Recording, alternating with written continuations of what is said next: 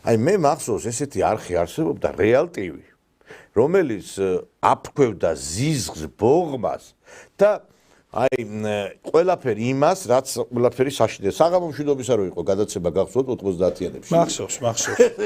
აი მაინტერესებს ახლა აი აფხაზეთის ჩაბარებაში გადაცემა უდიდესი როლი შეიქმნა. ხო, მარტო მაგაში არა, კაცო, სხვა და ბევრ ამაში. აი ხა რატო ეხა ვინც ამ გადაცემას აკეთებდა ამ საღამო მშვიდობისას. გეკითხებით, ერთი გადაცემის ფირი მაინც რატო ვარდებს ინტერნეტში?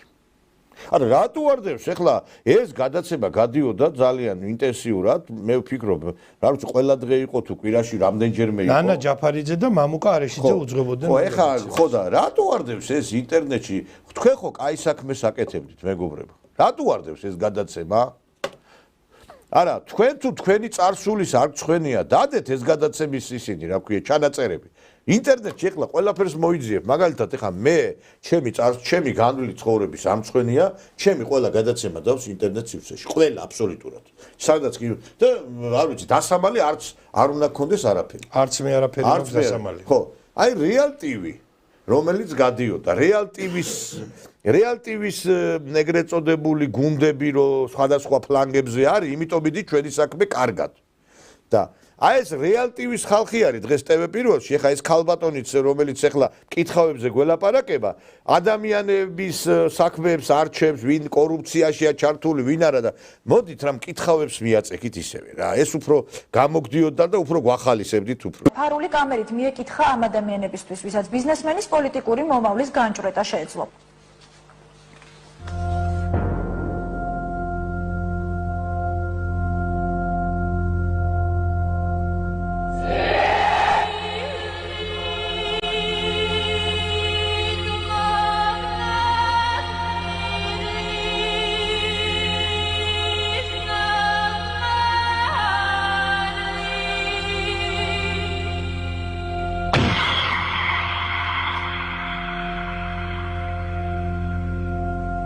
თბილისში ყველაზე ცნობილი მკითხავები.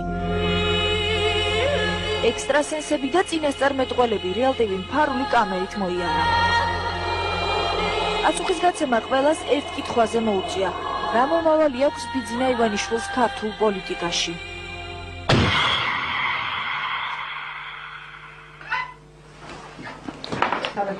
გამარჯობა მაგო.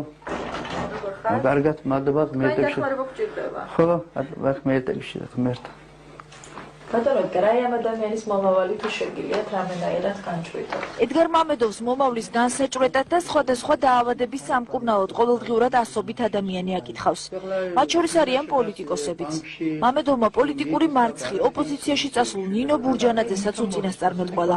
ახლა ცდილობს წარმოსახვაში ბიძინა ივანიშვილის მომავალი დაინახოს. მოსკოვიდან მოდის იგი ძალადან ჯერაბერ მართალი სიხმარი იმის თაგძალა სიხმარო არაფერ არ გამოს. იმის პოლიტიკა იქიდან მოდის იქ შეგნგას მარტო იმის მერე 5 ადამიანი გიდეგას.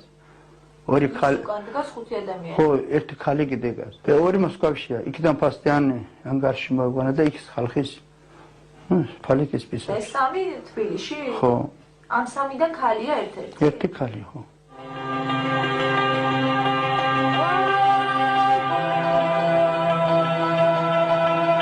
რუსულ პოლიტიკასთან ივანიშვილის კავშირზე მკითხავმა თამილამაც ისაუბრა.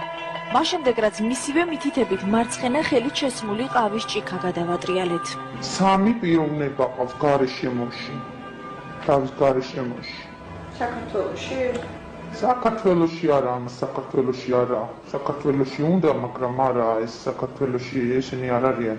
ესენი არიან უფრო გარეში ხალხი და აი, ქვეყნის გარეში ხალხი არიან. და ისინი ებნებიან, რომ მიდი ჩვენ გვერდში ვართ, მაგრამ არ გამოუვათ ეს. ვერ ახედავ ამ კაცის მომავალში ის, რომ საქართველოში იყოს ეს და მეფე გახდეს, არა. უყვარს ის საქართველო. ცუდი კაცი კი არ არის, მაგრამ უბრალოდ ეს გარემოცვაში რომ შემოეკრნენ, ეუბნებიან, რომ მოდი პოლიტიკაში, იმათ უნდათ ეხლა ამისი მოსვლა პოლიტიკაში, ამისი ფულები უნდათ, თორე განა რამე უნდათ.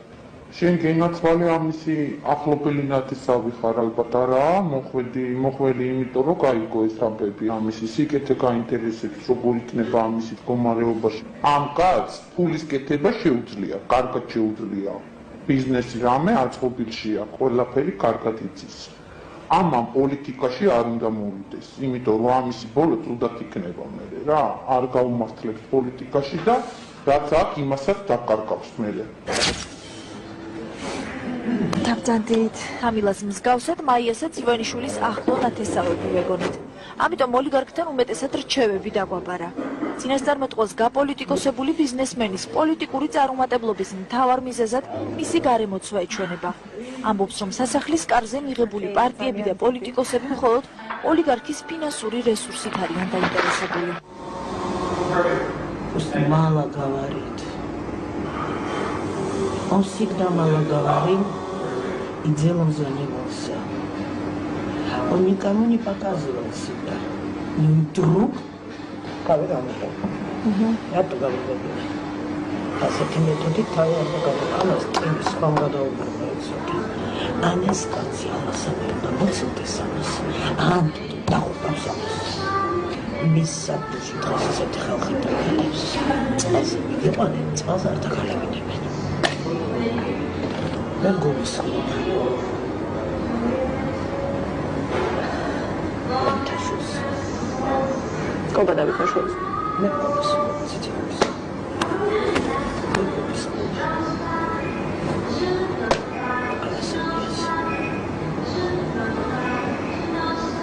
Если он отношения с ними жестким не будет,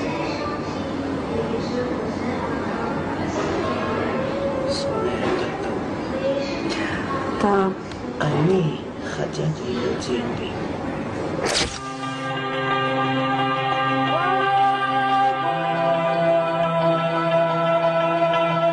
ეკას მიგნება საკმაოდ ძნელი იყო, თუმცა სტაჟიან მკითხავს საკუთარ წარმოსახვაში ბიძინა ივანიშვილის შესახებ ინფორმაციის მოპოვება არ გასჭირვებია.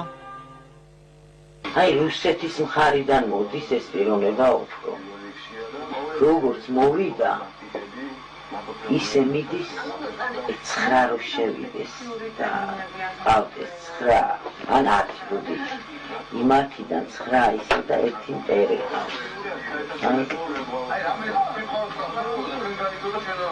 ერთი რაღაც გითხრა კიდე. ზოგს ესე იგი ისე დგას და იგი მარტო ფული უნდა დამის.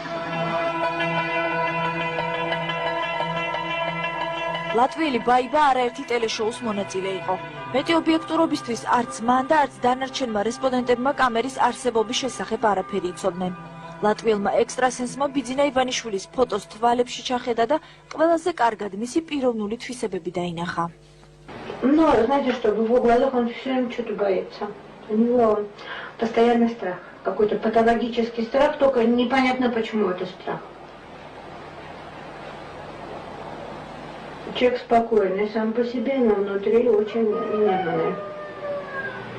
Значит, он хочет во втором быть деле. Значит, он во втором деле еще 3 человека. Я имею в виду команда, основная команда. Один человек оттуда хочет выбывать, уйти. პოლიტიკური კვირის წინასწარმეტყველი რესპონდენტების უმრავლესობამ ბიძინა ივანიშვილის ვინაობა არ იცოდა.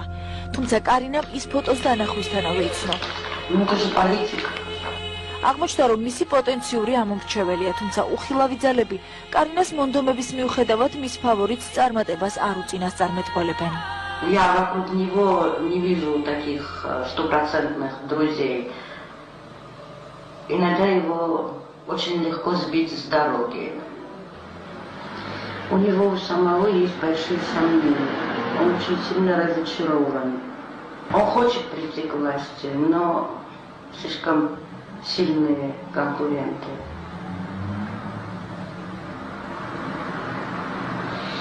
Конкуренты слишком сильные. У него истерики бывают. Да? В каком смысле? Он когда сам с собой наедине, у У него бывают такие истерики, ну, панические состояния.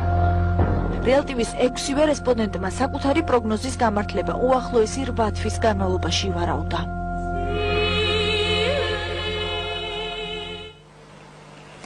ვებორი სუხთი ყველა იმ ადამიანს, რომლის ფარულად ჩაწერაც მოგვექთა, თუმცა ჩვენ შევეცადეთ მათთვის სახეები დაგვეფარა და ამასთან მინდა აღვნიშნო, რომ არც ერთი კანონი ამ გადაღების დროს არ დაგვირღვევია. მეგობრებო, ეხა ეს არის ნათელი დასტური. ქვეყანა ინგრეოდა. 7 ნოემბერი იყო, 26 მაისი იყო, ხალხს ხოცავდა სააკაშვილი და ეს მაკა ჩიხლაძე, რომელიც დღეს TV1-ის ჟურნალისტი არის, ამომავალი ვარსკვლავი, ნოდარ მელაძესთან ერთად, ესე იგი, აი ამ კითხავებზე აკეთებდა სიუჟეტებს და ამ კითხავებს ეკითხებოდა ბიძინა ივანიშვილი თეთრ ცხენზე ამხედრებული მოდის რუსეთიდან თუ საიდან მოდისო და კითხავებს კარტი ქონდა გაშლილი და მე გირჩევ თქვენ რომ დაუბრუნდით თქვენ პროფესიას. მიიწვიეთ ჩვენი ჯაჯუ, მიიწვიეთ ლელა კაკულია და რა ვიცი, მიდით და მიაწექით ამ პირველ ჩვენებას.